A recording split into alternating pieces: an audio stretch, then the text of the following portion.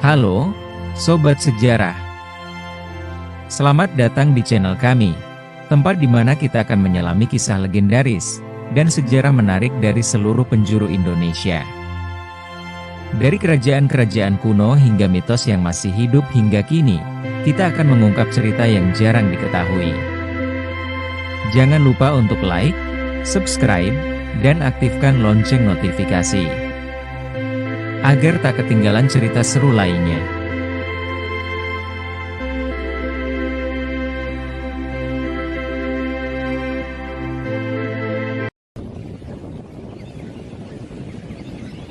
Sewaktu masih kecil, Joko Tarub diasuh oleh seorang tokoh masyarakat desa Sreman bernama Ki Ageng Sreman. Namun Joko Tarub bukanlah anak kandung Ki Ageng Sreman, karena merupakan titipan dari Syekh Maulana Maghribi, salah seorang tokoh agama Islam yang amat terkenal dengan sebutan Wali Songo. Kehidupan Joko Tarub sewaktu masih kecil tidak berbeda jauh dengan anak-anak desa lainnya. Dari kecil hingga remaja dia tidak mempunyai kelebihan. Dia mempunyai perkembangan yang sama seperti anak-anak yang lain. Sesudah remaja dia mempunyai kesenangan berburu binatang. Pada suatu hari Joko Tarub pergi sendirian ke Grumbul sebelah desa Sreman. Seperti biasanya apabila di rumah tidak ada pekerjaan, dia pergi memikat burung dengan getah. Ternyata pada hari itu nasibnya sedang sial, sebab sudah lama memasang pikatan tak satu burung pun diperolehnya. Sambil berjalan-jalan dari tempat pikatan yang satu ke tempat pikatan yang lain, dengan tak disangkanya dia sampai di sebuah telaga. Ternyata setelah diamati juga ada orang lain yang telah datang di telaga itu. Mereka adalah para gadis cantik yang sedang mandi di telaga tersebut. Joko Tarub semakin tertarik mengamatinya. Joko Tarub sangat terkejut karena yang sedang diamati ternyata gadis-gadis yang tidak berpakaian, mereka sedang mandi. Kulitnya putih bersih dan wajahnya cantik jelita. Semua gadis-gadis itu berwajah hampir sama, sampai Joko Tarub menjadi terpesona. Gadis-gadis itu mandi dengan riang gembira, sambil bermain kejar-kejaran dan bercanda ria. Mereka semua tidak menyadari bahwa sebenarnya sedang menjadi tontonan yang sangat menarik bagi seorang remaja yaitu Joko Tarub.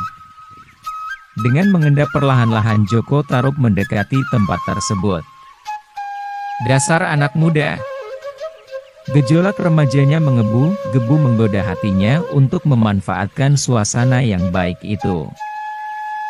Banyak akal muslihat ditemukan, yang membuat dirinya tersenyum-senyum sendirian. Joko Tarub dengan hati berdebar-debar dan cemas, mendekati gadis-gadis yang sedang mandi di telaga itu. Joko Tarub melihat ke sana kemari, dan terlihatlah beberapa lembar pakaian di dekat para gadis yang sedang mandi di telaga itu. Kelihatan pakaian-pakaian tersebut tidak ada yang menjaganya. Dengan rencananya sendiri, Joko Tarub akan mencuri pakaian dari gadis yang mandi itu untuk disembunyikan.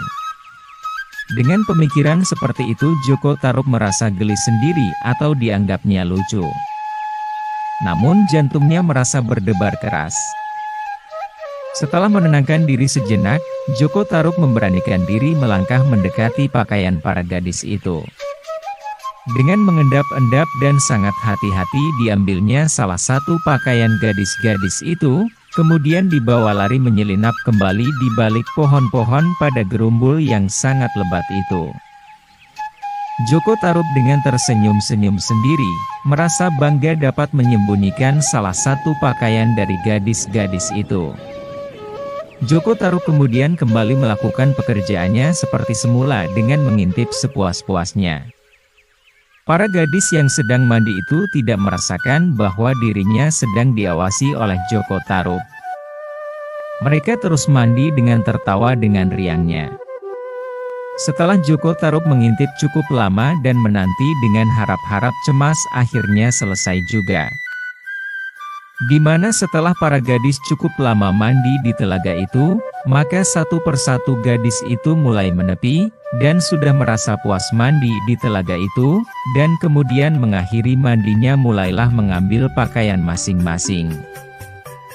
Semua gadis itu memperoleh dan mengenakan pakaiannya masing-masing, terkecuali seorang gadis yang tidak menemukan pakaiannya kembali. Gadis ini mencari ke sana kemari, dengan dibantu teman-temannya yang sudah berpakaian rapi. Gadis yang pakaiannya hilang itu menangis di hadapan teman-temannya. Tentu saja gadis-gadis yang telah berpakalan itu merasa kasihan juga dengan temannya yang pakaiannya hilang. Namun apa boleh buat para gadis itu meninggalkan temannya, karena sebenarnya mereka bukan orang biasa. Mereka adalah para bidadari dari kayangan. Dengan sendirinya mereka yang sudah berpakaian kemudian terbang kembali ke kayangan.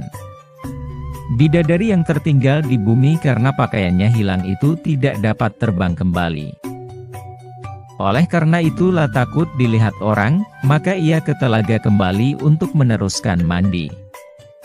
Karena terlalu lama berendam di telaga tentu saja badannya kedinginan dan menggigil. Ia menggerutu dan menangis meratapi nasibnya karena pakaiannya hilang. Karena sangat sedihnya maka muncullah kata-kata dari mulutnya. Barang siapa dapat mengembalikan pakaiannya, kalau wanita akan dijadikan saudara dan bila laki-laki akan dijadikan suaminya. Joko Tarub melihat kejadian itu dengan malu-malu sedih. Akhirnya setelah lama dipertimbangkan, keluarlah Joko Tarub dari persembunyiannya dengan membawa pakaian. Bidadari itu sangat terkejut melihat kehadiran Joko Tarub, sambil berjalan mendekatinya. Joko Tarub kemudian berterus terang di hadapan gadis itu, atau bidadari itu, bahwa yang mengambil pakaian itu sebenarnya adalah dirinya sendiri. Maka atas kejadian yang menyusahkan ini ia minta maaf pada bidadari itu. Bahkan bidadari itu menepati sumpahnya sendiri yang telah diucapkan dan didengar oleh para dewa di kayangan. Dalam perjalanan menuju ke desa di mana Joko Tarub bertempat tinggal, mereka berdua saling memperkenalkan diri. Tak dapat disangka lagi Joko Tarub sangat gembira mendengar pernyataan itu. Bidadari itu ternyata bernama Nawangwulan. Joko Tarub setelah menikah dengan Dewi Nawangwulan kemudian diberi nama Grumbul Tarub. Sampai kemudian desa itu diberi nama Desa Tarub, letaknya di sebelah desa Sreman.